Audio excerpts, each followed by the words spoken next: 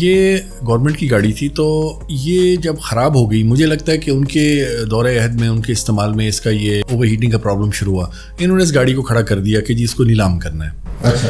جس جگہ پر یہ کھڑی ہوئی تھی تو وہاں مجھے لگتا ہے کہ لوگوں نے کچھ چیزیں اس میں سے نکالی ہوں گی یا استعمال کے دوران نکل گئی, آئی ڈونٹ نو. اچھا. اس میں سیٹ بیلٹس اور اس کی شیشے اور چیزیں سب غائب ہو گئیں. تو اس کے جو چیزیں پورا کرنے میں میرا بہت زیادہ پیسہ لگا اور ٹائم لگا. جس کو ہم ایکسیسریز کہہ لیں یا اس کی وہ ٹرم کہہ لیں آپ, اس کو پورا کرنے میں بہت زیادہ پیسہ بھی لگا اور ٹائم بھی لگا. میں نے اس دن اس کا ریکارڈ نکال کے دیکھا تو میں نے تقریباً 40 آرڈرز امپورٹ کیے باہر سے.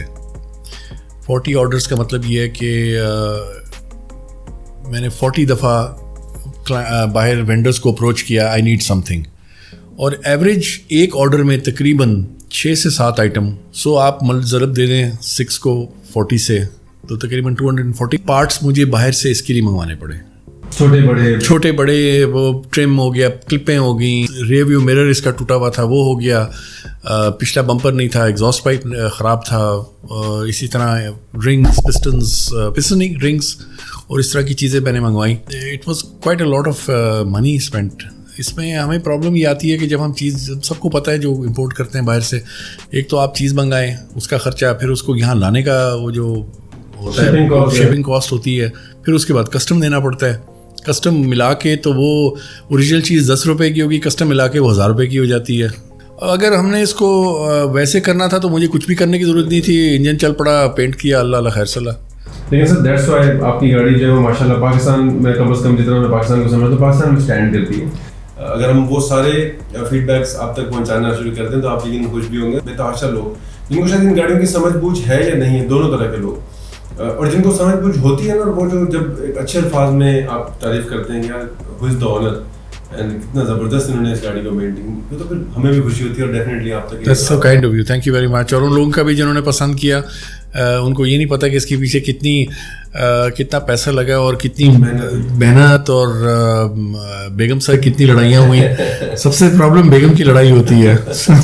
میں یہ بتانا چاہتا ہوں کہ یہ انہیں لوگوں کی ڈیمانڈ پہ آپ نے سمجھی, لوگ جاننا چاہتے تھے اس گاڑی کی پوری اسٹوری, اور لوگ بھی یقیناً ایپیسوڈ دیکھ کے خوش بھی ہو رہے ہوں گے. خیر آپ پلیز کنٹینیو کیجیے کہ یہ سرکاری گاڑی تھی اور اس میں بہت ساری چیزیں چھوٹی موٹی جو ہیں وہ چوری ہوتی رہیں, یا جس طرح سرکاری گاڑیوں کے حالات لوگ حالت کر دیتے ہیں اس کی, وہ رہا سارا معاملہ. پھر آپ نے سارے کو آپ کو مطلب دوبارہ سے ارینج کرنی پڑی, چھوٹی بڑی جیسے کہ آپ بتا رہے ہیں کہ 280 تقریباً پارٹس آپ نے منگوائے اور 40 دفعہ آپ نے آرڈرس کیے مختلف, کبھی 6 کی ہوں گے, کبھی 60 کی ہوں گے, کسی میں 1 بھی تھا, کسی میں 10 بھی تھے. بالکل ایسا. جب جو چیز آپ کو پتہ لگتی ہے کہ یہ مسنگ ہے تو آپ آرڈر کریں. ایسا ہی جیسے جیسے ہم اس کو چلتے گئے اس کے ساتھ. دیکھیں کسی بھی ریسٹوریشن میں ہوتا ہی ہے کہ جب آپ اسٹارٹ لیتے ہو تو آپ بڑی چیزوں کو کور کر لیتے ہو, تو جب ہو جاتی ہیں تو پھر آپ کی نظر چھوٹی چیزوں پہ جانا شروع ہوتی ہے, اور پھر چھوٹی چیزوں کو آپ کرتے ہیں. پھر اس کے بعد جو فائنل جو آخری اسٹریچ ہوتا ہے وہ سب سے مشکل ہوتا ہے کور کرنا, کہ اس کو اس جگہ پر لے کر جانا. وہ ایک اکنامکس میں ایک ٹرم ہو, اس کو ہم کہتے ہیں دا لا آف ڈیمینشنگ ریٹرنس. اس میں ہمیں یہ سکھایا جاتا ہے کہ جب آپ بھوکے ہوتے ہیں, بھوک لگی ہوئی ہوتی ہے, تو جب آپ پہلا نوالا ڈالتے ہیں تو اس کی آپ کو بہت لذت ہوتی ہے, لیکن جیسے جیسے آپ کا پیٹ بھرتا چلا جاتا ہے آپ کو اتنی طلب اس کھانے کی نہیں رہتی. It's a law of diminishing returns.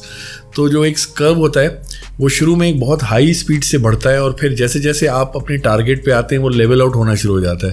Restoration میں بھی ایسا ہی ہوتا ہے کہ شروع میں آپ کا جو ہے نا وہ بڑی چیزیں آ جاتی ہیں, گرل آ گئی, یہ آ گیا, بمپرز آ گئے, اور پھر آہستہ آہستہ یہ چھوٹی سی کلپ نہیں ہے یار اس کی, ایک چھوٹا سا وہ نہیں ہے.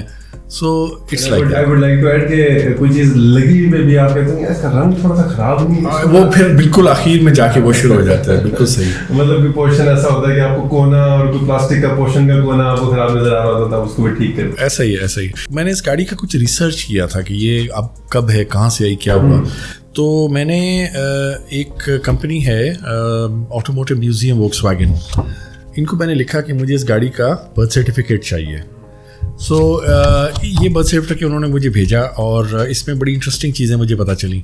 ایک تو مجھے یہ پتہ چلا کہ یہ کیرویل ہے, it's a Volkswagen Caravelle C. اس میں Caravelle GL آتی ہے جو میکسیمم لگژری ماڈل ہوتا ہے, جس میں نیچے بمپرس کے بجائے فائبر گلاس کی پوری مولڈنگ آتی ہے نیچے, جیسے مرسیڈیز ایس کلاس جو W126 کے نیچے کا پورا مولڈنگ ہے وہ آتی ہے. اس میں لوہے کے بمپر نہیں ہوتے, پلاسٹک کے ہوتے ہیں. جو GL ہے گرینڈ لگژری, یہ والی اس سے ایک لیول کم ہے. اچھا. سو یہ, اور اس سے ایک کم جو ہوگی وہ نارمل ٹرانسپورٹر کہلاتی ہے, جس میں آپ کی سیٹیں ریکسین کی ہیں اور دروازے کے پینل بھی ریکسین کے ہیں سمپل. تو مجھے یہ پتہ چلا کہ یہ Caravelle C ہے.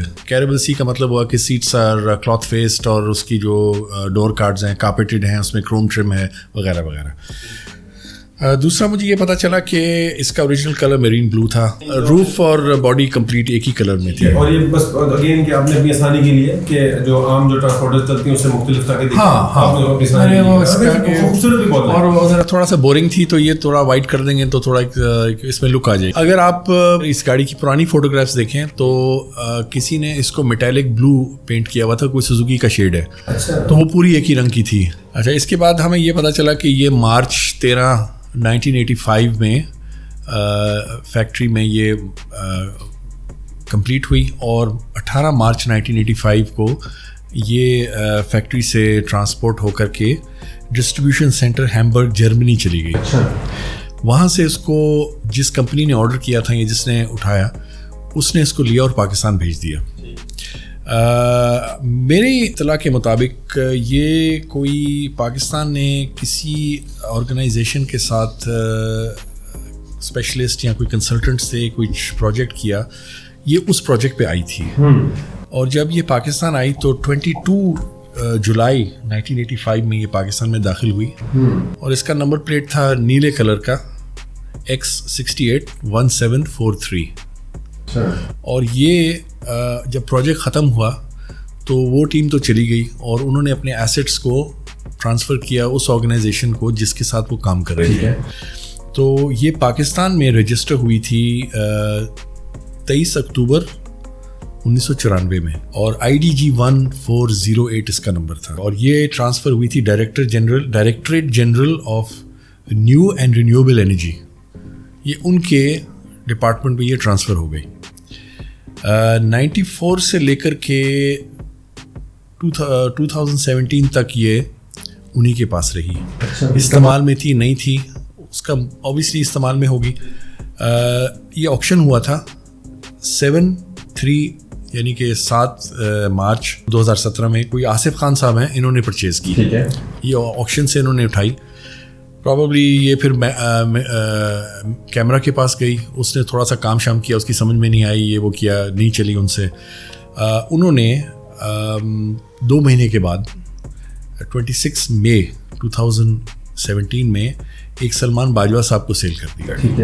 سلمان باجوہ صاحب بہت ہی عمدہ شخصیت کے مالک ہیں. میں نے ان سے ملاقات کی 2-3 دفعہ, میری ان سے ڈیلنگ ہوئی کیونکہ میں نے ان سے لی تھی.